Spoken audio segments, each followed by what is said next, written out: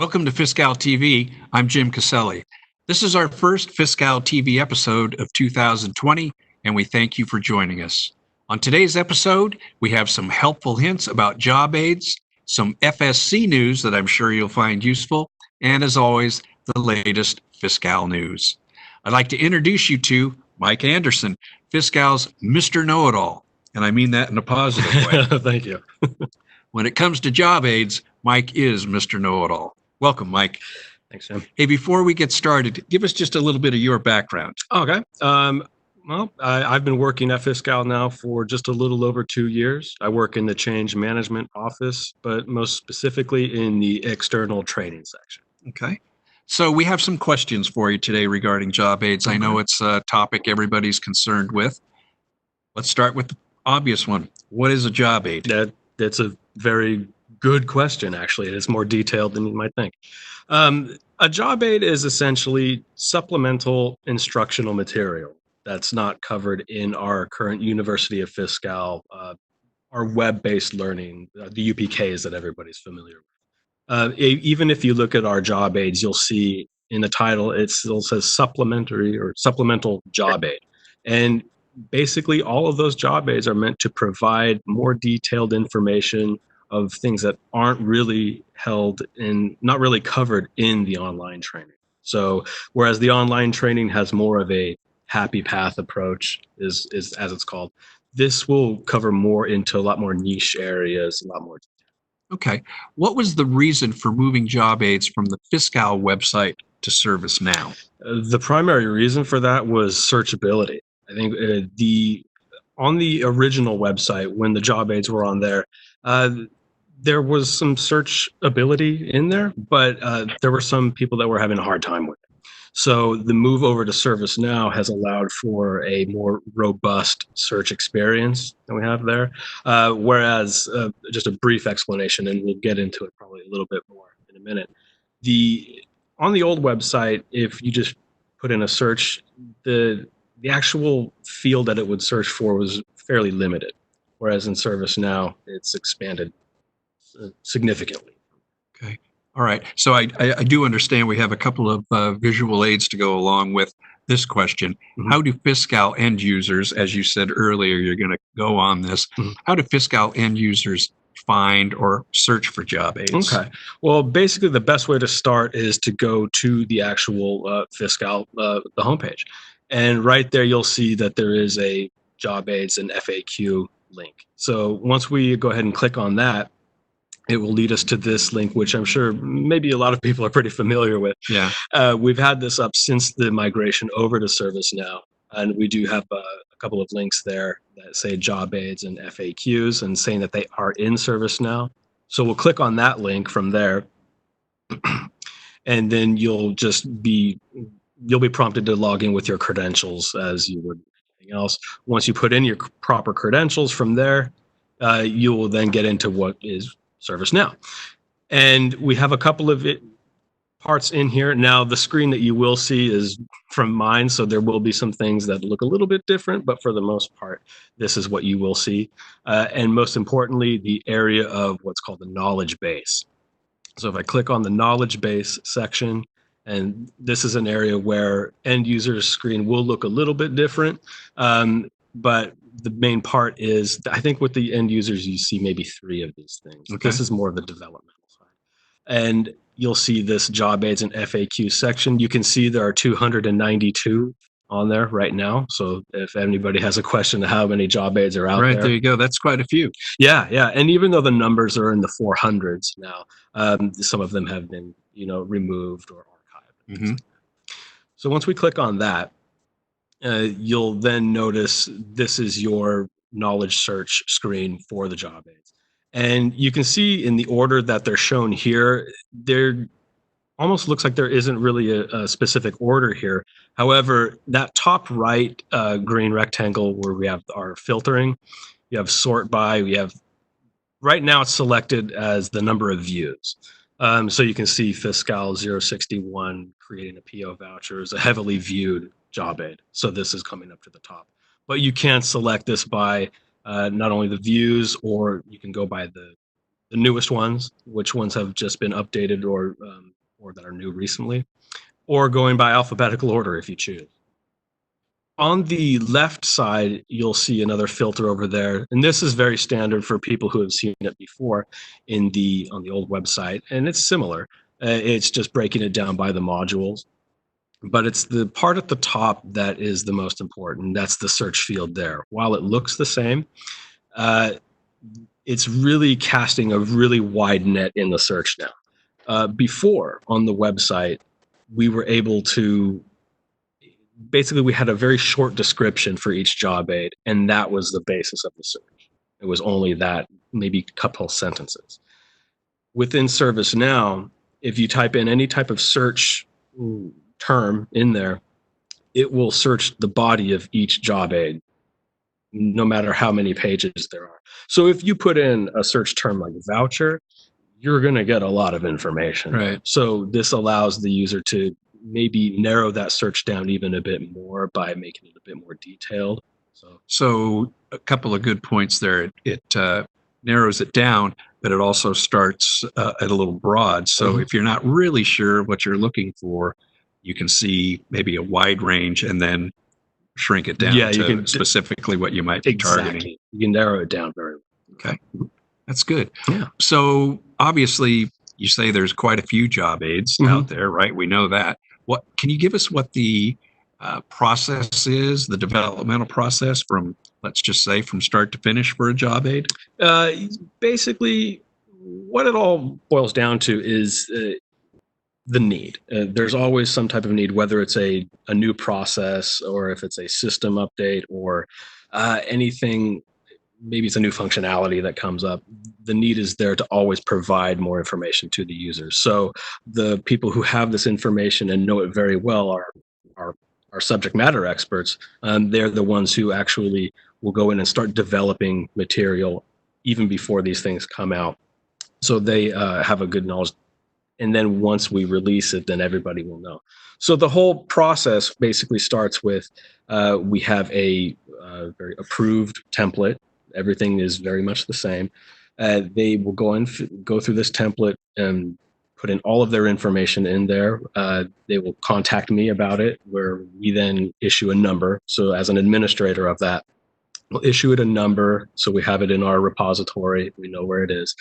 Once they have finished their draft versions of it, they can send it to me. And it's gone through approvals with their teams, of course. Then it will come to me. We'll go through the remediation process. So that means editing and formatting for things like accessibility. And once it goes on from there, if it goes through a one round of approvals from the from the subject matter experts, comes to me for a review. Then we send it off to our in-house ADA work group who do the ADA compliance testing and all. Okay, and that's obviously something, excuse me, that we've been hearing about, that the job aids are ADA compliant. Right. Obviously, you know what that means, but what does that mean? Well, ADA, basically the American with Disabilities Act, it's a very important thing. For every published document that we have, we want to make sure that it follows compliance. We want to make sure that all of our end users and various abilities have the opportunity to view these materials, see these materials, read them, or basically have them read to them. There are many different ways that things have to be for compliance, and it's a learning curve for a lot of people. It's a lot, but it's very, very important. Right, and with the number of job aids that we have, I'm sure that took a little time to go through all of those. That's right. Yeah, right. It has. Yeah. So I also, getting back to something you said earlier when we were talking about the process beginning to end, that's a creation. What about when there's updates? Is there a certain process that happens for that as well? Yeah, we want to follow a very similar process. We want to make sure that everything is accessible and compliant. Since a job aid, there are many job aids that you'll see that are on versions 5, 6, 7. So these updates they happen all the time. Okay. And that's what makes it such a dynamic field, because the changes happen so much that we want to make sure that we streamline this process to make the changes happen faster. And thankfully, I'd like to thank all of the SMEs who work with making these job aids and the people who have helped me with doing the remediation. This process, which used to be a bit longer, has been streamlined significantly. So we're having a faster turnover. So that obviously would include testing what's in the job aid to make sure that it flows and to make sure it's the proper process. Exactly. Yeah. Right. So there's a lot to it, but it's working out very well. Good. So I also know that the job aids were originally published, if you will, in a PDF format, and now they're in a Word format. What was the reason behind that change? Well, I think for almost any company or anything that has something published online, they want to have it in PDF, mainly because for security. They want it to be, they don't want to change. So you can't go in and obviously change it. Exactly. Right. And I understand that. That makes perfect sense. However, the reason for us to do this in Word, it actually has kind of it's almost for an opposite reason. We actually want these end users to download this material, but then being able to change it and modify it to fit their processes, all the things that they need to do. Because a lot of these job aids can be, in some cases, very general. And then there are some people who have said, like, oh, my department does it a little bit differently. Then that's great. This version that you have downloaded is now yours to then modify. Right. So that brings us to obviously the being able to change them, to add in your specific business process into a job aid, which then I remember when we were onboarding departments, one of our main pushes was to get them to create their own desktop manual. Yeah. So with the job aids being in Word, you could obviously go in and add your process into a specific job aid and keep doing that and create a desktop manual for the Fiscal system. That's exactly right. I mean, you could actually, because once it's downloaded and you have it and you print it out for yourself or however your team chooses to do that, it's yours. I mean, and then of course it's not modifying the original one is still there. It's still intact. So everybody has access to it, but that version, you can then make it your own and then you can compile it with others. Yes. A manual could be a definite thing that you can. Right. And I do know from some departments that were way out in front with putting a desktop manual, together. They were, it was so much easier for them to interact in the system when they had their own manual there. Yeah, it makes perfect sense. And that's the idea. That's what a job aid is. I mean, it aids you to do your job. So why not? Well, good. Thanks, Mike. We appreciate all that information. If you have any job aid questions, don't hesitate to contact your relations coordinator. And of course, they will take care of getting you the answers that you need. Now for some FSC news. There are some new self-help features available to users in the self-service portal.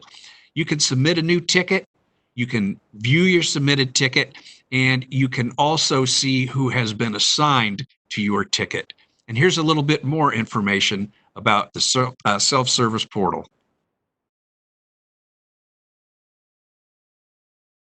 Another self-help feature is the ability to reset your own password if you've locked yourself out from entering the incorrect password too many times. Simply navigate to the Access Fiscal homepage. After entering your email address, click Forgot My Password and a code will be emailed to you. You do not have to wait for assistance from a live person to get back to business. We hope users will take advantage of the self-service portal in ServiceNow to accelerate their ticket process. The Fiscal Service Center also wants to remind end users about a faster way to launch tickets.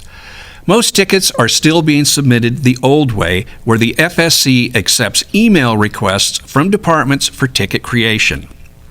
From there, the FSC creates tickets on a first-in, first-out basis. Although FSC Level 1 analysts are diligent at working to clear email requests, there often is a delay in creating the ticket because of heavy email volume. But users who submit their tickets via the ServiceNow self-service portal help streamline their ticket and get a quicker response. That's because the ticket is ready to be assigned to an analyst once the user submits the request and does not have to wait to be created and processed. Don't forget to take advantage of these self-help features. Let's move on to some news about our old friend Fizzbot. Our increasingly capable virtual assistant recently gained some new functionality to help system users. Fizzbot is now equipped to handle questions for a second module, Accounts Payable. Up to now, the chatbot had only taken queries related to procurement. Fizzbot now includes 65 AP-specific responses. AP topics are organized in Fizzbot in the following subcategories: voucher, payment, AP request query, AP issue errors, and AP miscellaneous. There is also another new benefit to this release. Fizzbot users now get a shortcut to job aids for any module, not just PO and AP. In the Fizzbot Type Here field, users need only type Job Aid 114 or JA114, for example, to bring up a new tab that will display the ServiceNow page for Job Aid 114. Please note, the user must be logged into ServiceNow to see the job aid, and you must know the number of the job aid you are trying to access. We also want to let you know that our first User Community Forum of 2020 will take place on February 11th from 1:30 to 3 p.m. Users can attend the forum in person or via webcast. We have designed these forums to focus on your needs. They are a great opportunity for you to get information directly from our Fiscal SMEs and ask them questions. The agenda for the forum will include project updates, instructor-led training, Air Accounts Payable, Accounts Receivable Dashboard, Q&A with partner business executives from SEO, STO, DGS, and Finance.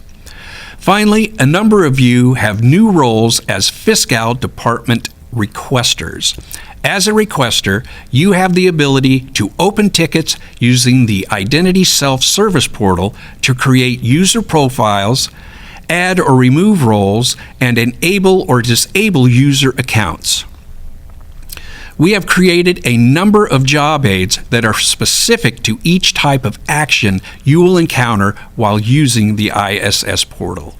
Additional resources may assist you with your new role and are available on the user support page on the Fiscal website. Here, you can find links to contact the Fiscal Service Center, job aids, frequently asked questions, and other end-user resources. You can check the Focus newsletter under the News and Events tab on the Fiscal website for more information, including links to the ISS portal and job aids. That's our show for today. I'd like to thank Mike Anderson and the FSC for all of the great information. I'd like to remind you to take our survey at the end of the show. It helps us know how we are doing and gives you an opportunity to suggest topics for future shows. Our plan this year is to bring you an episode of Fiscal TV every fourth Thursday of the month. Thanks again for watching Fiscal TV.